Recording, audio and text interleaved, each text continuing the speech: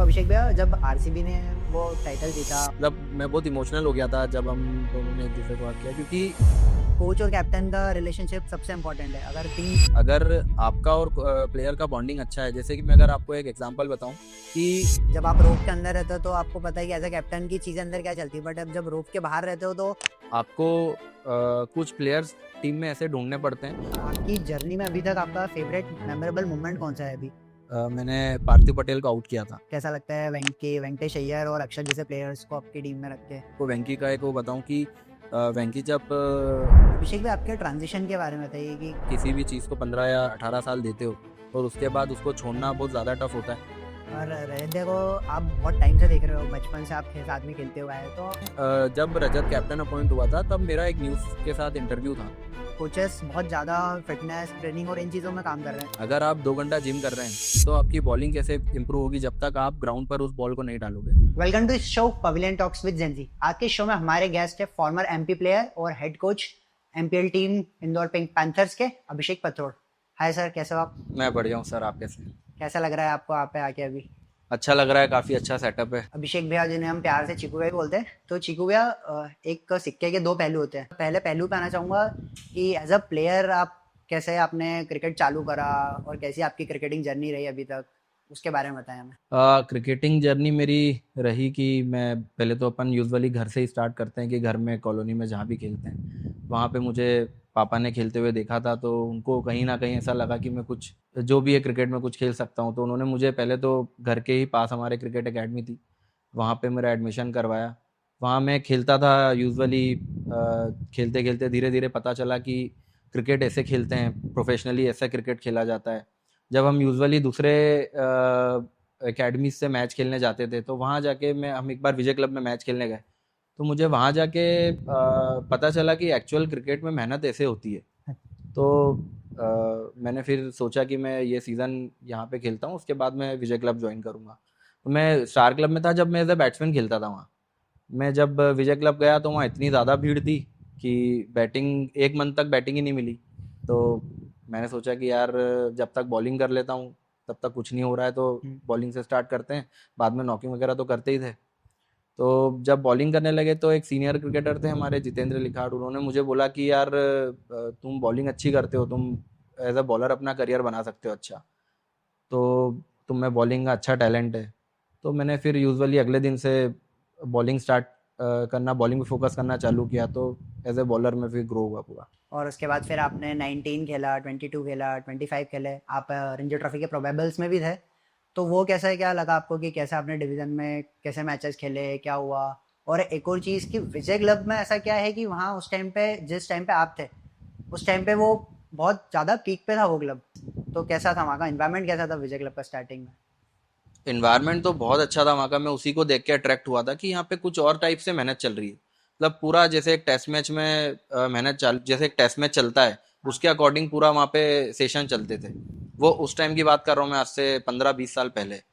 वहाँ पे सुबह 8 बजे आ रहे हैं, वार्म अप हो रहा है, उसके बाद 9:30 से नेट स्टार्ट हो रही है, तो वो शाम को 5 बजे तक नेट चल रही है। तो वहाँ पे उस तरीके से प्रैक्टिस होती थी, तो इसीलिए वहाँ पे उस समय पे उस एरा में वहाँ से बहुत सारे प्लेयर्स निकले। तो अभिषेक भैया, हाँ, आपकी जर्नी में अभी तक आपका फेवरेट मेमोरेबल मोमेंट कौन सा है अभी as a player? As a player मेरा रिमेम्बरिंग मोमेंट है, मैंने पार्थिव पटेल को आउट किया था। तो वो रिमेम्बरिंग इसलिए हुआ क्योंकि वो एक प्लान के अकॉर्डिंग हुआ था। उस समय एक्चुअली मैं बहुत यंग था, बट जब मैं बॉलिंग कर रहा था तो मुझे उसको डिफ़िकल्टी आ रही थी बॉलिंग करने में, और उसको भी डिफ़िकल्टी आ रही थी मुझे खेलने में। बट वो मुझे नहीं पता था, बट वो हमारी टीम के कैप्टन समझ गए थे, जो देवेंद्र बुंदेला थे। वो समझ गए थे कि मतलब मैं उसको बॉलिंग में टफ पड़ रहा हूँ। तो उन्होंने मुझे आकर मुझे बोले कि तेरे को एक लाइन डालनी पड़ेगी और इस लाइन पे अपन उसको प्लान करते हैं कि इस लाइन पे हम उसको ट्रैप करेंगे। तो वो जब प्लान के अकॉर्डिंग वो चीज़ हुई तो मुझे उस प्लान को करते करते 8-10 ओवर लगे।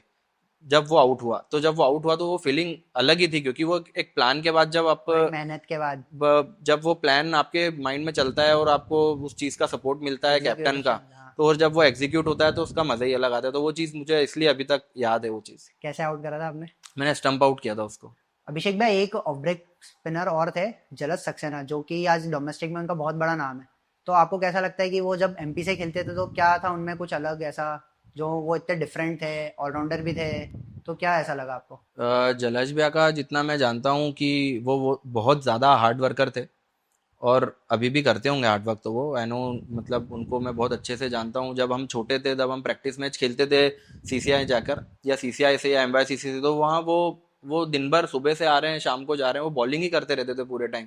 तो वहाँ दिखता था कि यार ये, मतलब ये कौन है, क्या है। जब फिर धीरे धीरे मैं भी उस जगह पे गया, जब एमपी से गया, जाना चालू हुआ कैंप्स में जाना, तब पता चला कि अरे जलस सक्सेना है। और ये वो वहां पर भी पूरे टाइम, मतलब वो बॉलिंग और बैटिंग सिर्फ दो चीज ही उनकी थी, वो पूरे टाइम वही करते थे। मतलब वो जब भी ग्राउंड पे दिखते थे कुछ ना कुछ करते हुए दिखते थे, कि या तो बॉलिंग कर रहे हैं या वो बैटिंग कर रहे हैं। तो इसलिए जलेज भैया को मैं उससे यही बोलूंगा कि इज हार्ड वर्कर। अभिषेक भाई, आपके ट्रांजिशन के बारे में बताइए कि कब आपको लगा कि अब मुझे कोचिंग में जाना चाहिए, और कैसा ट्रांजिशन था? कि किसी किसी के लिए रहता है कि एकदम थोड़ा इजी लगता है, इजी पीजी, किसी को बहुत सारा काम करना पड़ता है अपने कोचिंग पे, तो आपके लिए वो कैसा था ट्रांजिशन पीरियड आपके लिए? मेरे लिए जब मैंने क्रिकेट छोड़ा, तो क्रिकेट ऑब्वियसली अगर आप छोड़ रहे हो तो टफ तो डिसीजन है वो, क्योंकि आप किसी भी चीज़ को 15 या 18 साल देते हो, और उसके बाद उसको छोड़ना बहुत ज़्यादा टफ होता है। उसके बाद मैंने, और मैं कोचिंग में इसलिए आया क्योंकि मोस्ट ऑफ द टाइम्स मैं क्लब क्रिकेट में, जितना क्लब क्रिकेट में खेला हूँ, मैं बचपन से अंडर 19 से ही, जब से खेला हूँ मैं कैप्टन रहता था टीम का। तो सीनियर का भी मैंने कैप्टनशिप करी है, डिवीजन में भी मैंने कैप्टनशिप करी है। तो मैंने एमपी में भी एक ट्रॉफी होती थी, सेल ट्रॉफी, उसमें कैप्टनशिप की है। तो जब आप किसी टीम के कैप्टन होते हैं तो आपके पास सारे आपके होल्स खुले हुए होते हैं, कि आपको फील्ड भी सेट करनी है, आपको कब किसको बॉलिंग पे लगाना है, डेथ ओवर में किसको देना है, नया बॉल किसको देना है, ओपन किसको करानी है, मिडिल ऑर्डर में किसको। तो वो पूरा आपका माइंड उस मैन टाइम पे मैनेजमेंट चलना उसमें वो चालू होता है। तो वहां से वो कोचिंग के लिए इजी होता है, क्योंकि कोचिंग में वही करना है वही आपको। है। आपको फील्ड प्लेसमेंट करना है, बॉलिंग प्लेसमेंट करना है, बैटिंग प्लेसमेंट करना है, प्लेइंग 11 सेट करना है। तो वो एज अ कैप्टन भी मैं करते आ रहा था काफी टाइम से, तो मेरे लिए वो था कि हाँ मैं कोचिंग कर सकता हूँ। मैन मैनेजमेंट आपके लिए थोड़ा इजी हो गया। ईजी हो गया वो, क्योंकि मैं वो काफी टाइम से करते हुए आ रहा था। बट वो थोड़ा डिफिकल्ट हो जाता है कि जब आप रोप के अंदर रहते हो तो आपको पता है कि एज अ कैप्टन की चीजें अंदर क्या चलती है, बट अब जब रोप के बाहर रहते हो तो थोड़ी चीजें अलग होती है। तो उस चीजों पे आप कैसे वर्क करते हो as a coach? As a coach, उसमें उसमें जो भी आप प्लान बना रहे हो, आपको कुछ प्लेयर्स टीम में ऐसे ढूंढने पड़ते हैं जो टीम को वो चीज़ करवाते हैं। जैसे हम्म। कि मैंने, फॉर एग्जांपल, मैंने कोई प्लान बनाया, और मेरे पास वो कोई 5 प्लेयर ऐसे टीम में होते हैं, वह टीम में होते हैं जो वो टीम से सब करवाते हैं। तो आपको उन 5 प्लेयरों को ढूंढना है कि ये कौन 5 प्लेयर हैं जो मैं जो बोल रहा हूँ वो समझ रहे हैं उस चीज़ को, और विजन सेम हो रहा है दोनों का। सेम हो रहा है, वो अंडरस्टैंडिंग सेम जा रही है, और वो अंडरस्टैंडिंग वो उन प्लेयरों में डालते हैं, क्योंकि अंदर रस्सी के अंदर हम नहीं होते, हम बाहर से गाइड करते हैं। तो रस्सी के अंदर वो उनको पूरी टीम को मैनेज करते हैं। वो 5 प्लेयर वो हर टीम में होते हैं। तो कैसी क्वालिटीज देखते हो आप ऐसे? क्योंकि कोच और कैप्टन का रिलेशनशिप सबसे इंपॉर्टेंट है अगर टीम्स गेम देखा जाए, तो वो आप कैसी क्वालिटीज देखते हो? क्या लीडरशिप स्किल्स रहती है ऐसी, और की कैसे प्रदर्शन नहीं, रहता है? कोच और कैप्टन नहीं, कोच और पूरी टीम का bonding very good, should be हो, गुड। हाँ, हाँ। उसमें होना चाहिए। क्योंकि अगर आपका और प्लेयर का बॉन्डिंग अच्छा है, जैसे कि मैं अगर आपको एक एग्जांपल बताऊं, कि एक, जैसे हमारी टीम बहुत स्किलफुल है, बट हमारी टीम का बॉन्डिंग नहीं है, हम्म। और सामने वाली टीम स्किल में हल्की है, तो हम उनसे जीत जाएंगे। लेकिन अगर सामने वाली का भी स्किल अच्छा है और हमारा भी इस दोनों का स्किल मैच हो रहा है, हाँ। बट हम फिर उसमें हल्के पड़ जाएंगे, बिकॉज हमारी बॉन्डिंग अच्छी नहीं बॉन्डिंग है। अच्छी। तो बॉन्डिंग ही एक ऐसी चीज है जो आपको चैंपियनशिप या किसी भी मैच को जिताती है। क्योंकि स्किल अगर उसके ऊपर हुई तो वो तो वैसे ही जीतेगा, लेकिन अगर बॉन्डिंग आपकी टीम की अच्छी है तो वो आपको किसी भी जो हैवी टीम होती है उसको भी हराने में की क्षमता रखती है बहुत इजीली, क्योंकि आपकी टीम की एक मुट्ठी होती है, वो अगर जोर से बंधी हुई है तो हम्म। वो किसी भी टीम को हरा सकती है। ये चीजें अगर जैसे आप किसी एक पर्टिकुलर टीम को कर रहे हो, क्लब को सिखा रहे हो, आप बता रहे हो, तो वही थोड़ा इजी होता है क्योंकि आपके पास वो पीरियड रहता है कि मैं चीजें समझूंगा। बट जैसे फ्रेंचाइजी क्रिकेट हुआ, छोटे पीरियड के लिए जो कोचिंग हुई, उन चीजों में कैसा होता है? जैसे आप एमपीएल के फर्स्ट सीजन में बैटिंग कोच थे और इस सीजन आप एमपीएल में हेड कोच थे, तो वो शॉर्ट पीरियड का टाइम रहता है, 15-20 दिन पहले से प्रैक्टिस चालू चालू होती है। भले आपको प्लेयर्स के बारे में पता है, पर जब तक वो प्लेयर आएंगे नहीं तब तक पता नहीं चलता। तो वो कैसे मैनेजमेंट होता है शॉर्ट पीरियड के टाइम में कि इतना जल्दी जल्दी करना है, बॉन्डिंग बनाना है, ये सब चीज़ों के लिए कैसे वर्क करते हो आप? पर्टिकुलर उसमें एमपीएल जैसे टूर्नामेंट में? फ्रेंचाइज क्रिकेट स्टेट क्रिकेट और डिवीजन क्रिकेट से बिल्कुल डिफरेंट है। हम्म। बिकॉज फ्रेंचाइज क्रिकेट में आपको प्लेयर के सबसे मेन चीज होती है वो है माइंड, माइंड पे काम करना है। बिकॉज आपको जब आप प्लेयर अंदर उतरता है तो वहाँ पे ऑडियंस का प्रेशर, उसके बाद इतने सारे कैमराज हैं उसका प्रेशर, जो साउंड सिस्टम चल रहा है उसका प्रेशर, सिक्योरिटी का प्रेशर, बहुत सारी चीज़ें ऐसी होती हैं जो उस टाइम पे एक प्लेयर को हमारे उसमें डालनी पड़ती है। तो हम प्लेयर को उस हिसाब से रेडी करते हैं फ्रेंचाइज क्रिकेट में, कि हम उसको सिचुएशन देते हैं, ना कि हम नॉर्मल एक नेट से चालू करते हैं। हम सिचुएशन देते हैं प्लेयर को कि ये 6 ओवर का पीरियड है, आपको इसमें इतने रन बनाने हैं। हमने उसमें 2 ओपनर डिसाइड कर लिए, हाँ। उसमें बॉलर डिसाइड कर लिए किस बॉलर को हम वो चीज़ दे रहे हैं, किस बैट्समैन से हम क्या चीज़ चाह रहे हैं। तो हम ऐसे उसका सर्कल बनाते हैं पूरा, कि हम कैसे उन सारे प्लेयर्स को एक सिचुएशन के हिसाब से हम रेडी करें। मैच सिमुलेशन टाइप ऐसा ये सब चीज़ें? मैच सिमुलेशन भी हो गया उसमें, लेकिन हम छोटा छोटा पार्ट सिचुएशन के हिसाब से देते हैं। कैसा रहा आपका एक्सपीरियंस सेकंड सीजन में? एक्सपीरियंस अच्छा था, हार्ड हार्ड लक रहा कि हम जीत नहीं पाए। क्योंकि इस बार रिस्पॉन्सिबिलिटी आप पे थोड़ी ज़्यादा थी, पहले आप बैटिंग कोच थे बट इस बार आप हेड कोच थे, तो बहुत ज़्यादा रिस्पॉन्सिबिलिटीज आ जाती है। हाँ, रिस्पॉन्सिबिलिटीज तो काफ़ी रहती हैं, बट ओवरऑल प्लेयर्स सारे प्रोफेशनल होते हैं, तो सब मैनेज इजीली हो जाता है, उसमें कोई इतना ऐसा कुछ नहीं होता। कैसा लगता है वेंकटेश अय्यर और अक्षर जैसे प्लेयर्स को आपकी टीम में रख के, कि ये लोग कितना मैनेज करते हैं चीज़ों को ये सब? नहीं, देखिए, अभी का जो प्लेयर्स का जो वो चल रहा है, समय चल रहा है, वो ऐसा चल रहा है, प्लेयर्स अपने लिए काफ़ी मतलब हद तक हर एक एक चीज़ सोचते हैं। जैसे कि मैं आपको वेंकी का एक वो बताऊं कि हमारी टीम में था, तो वो बहुत बहुत सारी चीज़ों में पार्ट ले रहा था, जबकि उसको हाथ में इंजरी थी, उसके बाद भी वो सब चीज़ों में पार्ट ले रहा था। तो प्लेयर जब अंदर घुसता है तो वो सब चीज़ें भूल जाता है, और वो बिल्कुल जैसे जो 11 हैं वो पूरे 11 ही होते हैं। उसमें कोई ऐसा प्लेयर नहीं होता कि वो बाहर अलग है अंदर अलग है। जब वो अंदर जाते हैं तो सारे प्लेयर एकजुट हो जाते अक्षत के बारे में बताइए कि अक्षत कैसा प्लेयर है, आपको कैसा लगता है वो? हैं। अक्षत ओवरऑल जितना मैं मानता हूँ एक आईपीएल मटेरियल है, 360 प्लेयर है उसके पास। ऐसा कोई शॉट ही नहीं है जो वो नहीं मारता है, सारे शॉट हैं उसके पास। आप एक अगर आप देखें तो आप सूर्य कुमार यादव को देख सकते हैं, जैसे कि 360 प्लेयर है, ऐसे ही अक्षत को मैं देखता हूँ। मतलब मैं ये देख रहा हूँ अक्षत को कि वो आने वाले 2 साल में वो किसी भी फ्रेंचाइज के लिए आईपीएल खेलता हुआ दिख रहा है मुझे। सो अभिषेक भैया, अभी तक आपने जूनियर ग्रुप भी देखते हो, आप सीनियर ग्रुप भी देखते हो डिवीजन में, तो आपको क्या लगता है कि दोनों को सिखाने में क्या डिफरेंस आता है कोचिंग में? जूनियर और सीनियर में डिफरेंस तो है काफ़ी। जूनियर में थोड़ा सा डिफरेंस ये आता है कि चीज़ें आपको खुद से भी सेट करनी पड़ती है, कई बार फील्ड प्लेसमेंट खुद से बाहर से जमाना पड़ता है, क्योंकि और जूनियर क्रिकेट क्या होता है कि स्किल पे चलता है पूरा। हम्म। पूरा जूनियर क्रिकेट स्किल और टेक्निक पे चलता है, कि जो टीम उसमें स्ट्रांग है वो जीत सकती है। क्योंकि प्लान आप बना सकते हो, बट हो सकता है कि अब 15 साल का बच्चा है, वो उस प्लान को क्या एग्जीक्यूट करेगा। मतलब हो सकता है उसमें से 4 प्लेयर कर दें। कई बार ऐसा हुआ भी है कि हमने कुछ प्लान बनाया और उसने जाके वो कर दिया। हम्म। बट कई बार मतलब मोस्ट ऑफ द टाइम ऐसा होता है कि जूनियर क्रिकेट में आपका इन्वॉल्वमेंट बहुत ज़्यादा रखना पड़ता है आपको, हर चीज़ में, फील्ड प्लेसमेंट में, बॉलिंग चेंजेस में। और अगर अपन बात करें सीनियर क्रिकेट की, तो सीनियर क्रिकेट में सिर्फ प्लान्स बनते हैं। आप प्लान्स बताओगे तो उसमें चांसेस होते हैं कि 60 to 70% वो एग्जीक्यूट हो जाते हैं। हाँ। बिकॉज सीनियर क्रिकेटर क्या होता है, एक तो सीनियर होता है तो वो या तो प्रोफेशनली क्रिकेटर होता है, और या फिर वो बहुत टाइम से क्रिकेट खेल रहा है, तो ऑलरेडी उसको इतनी समझ होती है कि हाँ मुझे ये बोला है तो मुझे ये करना है। हम्म।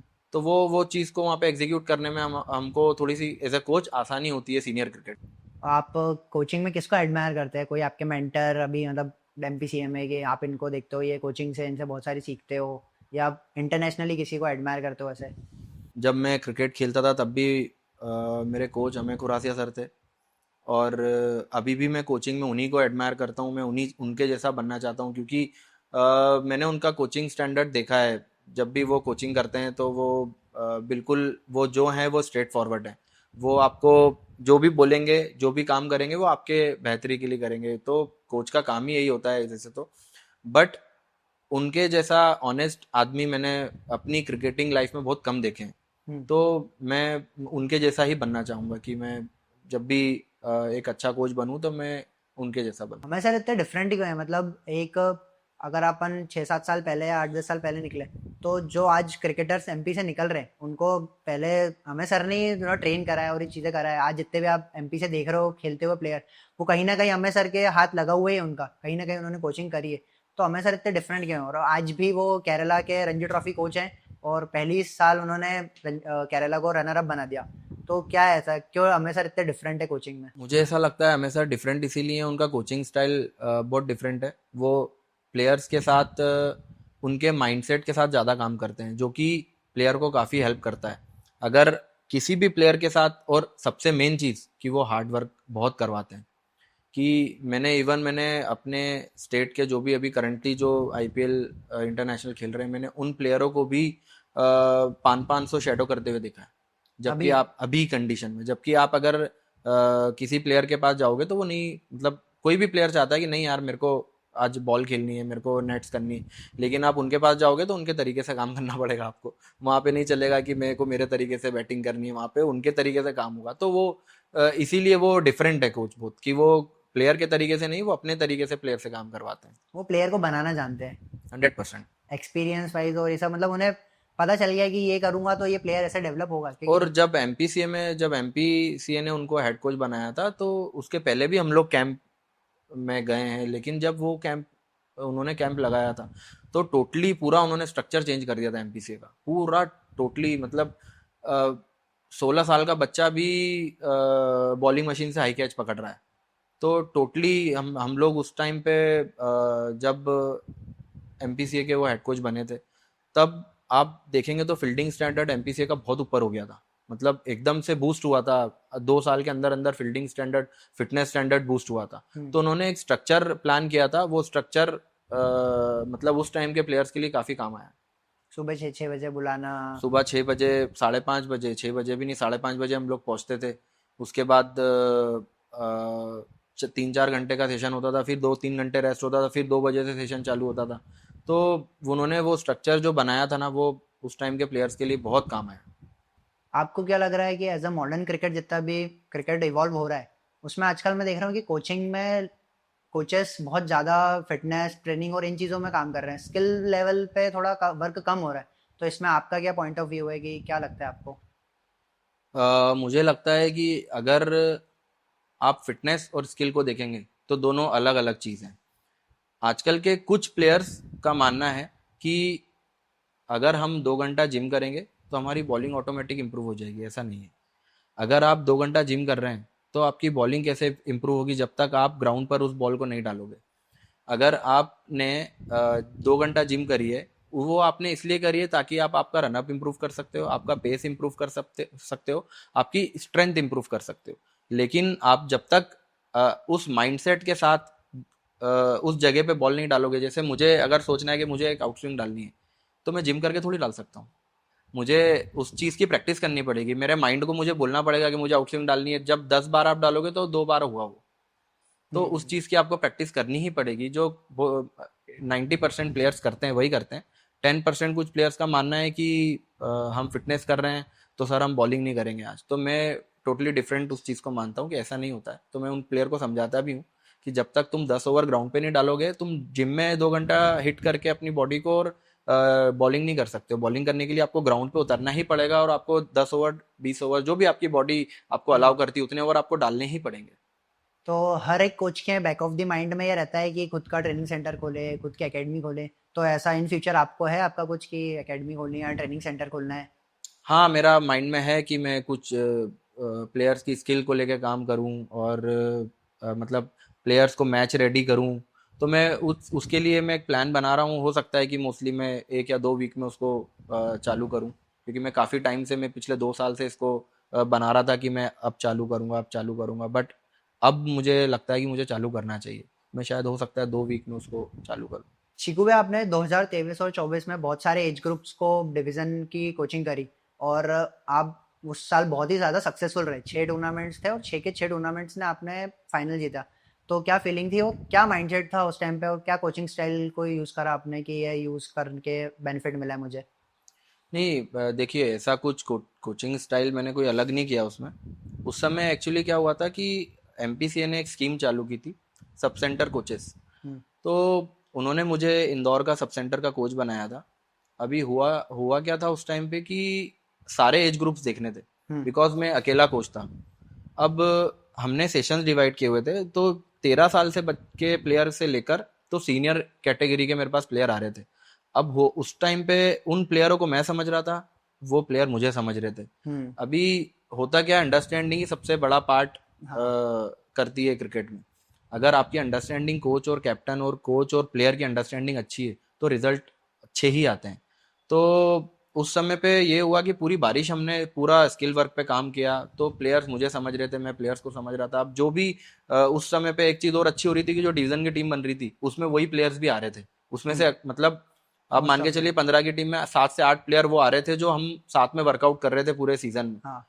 पूरी बारिश में, ऑफ सीजन में। तो वो अच्छी चीज हुई कि उस समय पे जो हम चाह रहे थे वैसा वैसा होते जा रहा था, बिकॉज हमारी अंडरस्टैंडिंग पिछले 1 साल से एक जैसी चल रही थी। तो वो सबसे मेन मैं पार्ट उसी को बोलूंगा कि अगर एक कोच और प्लेयर्स के बीच में अगर 8 से 9 महीने का अगर वर्कआउट होता है तो रिजल्ट अच्छे ही आएंगे। प्लेयर अंडरस्टैंडिंग हो जाती है, आप प्लेयर के बारे में ज़्यादा समझ जाते हो कि ये चीज़ें मैं मैं इससे ये चीज़ें करा सकता हूँ ये। हाँ, मुझे एक्चुअली पता मतलब मुझे पता होगा कि इस प्लेयर को मैं कहाँ यूज कर सकता हूँ। हम्म। मैं भले ही वो प्लेयर ओपन करता होगा, बट मुझे पता होगा कि नहीं, मैं इस प्लेयर को 7 नंबर पे यूज करूंगा, मैं इस प्लेयर को 8 नंबर पे यूज करूंगा, मैं इस प्लेयर को एज ए बॉलर यूज करूंगा, मैं इस प्लेयर को दोनों में यूज कर सकता हूँ, जबकि वो हो सकता है वो बॉलर नहीं है, बट मैं उसको ये कर सकता हूँ कि नहीं, मैं इसके बॉलिंग में भी यूज कर सकता हूँ। ऐसा हुआ है। एक मैच था हमारा जो भोपाल में फेथ क्लब पे फाइनल चल रहा था उसी साल, अंडर 19 का। उस साल क्या हुआ कि हम लोग 300 कुछ हमने रन बनाए थे, और भोपाल ने भी 2 विकेट पे उनके कुछ 200 के आसपास थे, पार्टनरशिप अच्छी हो गई थी।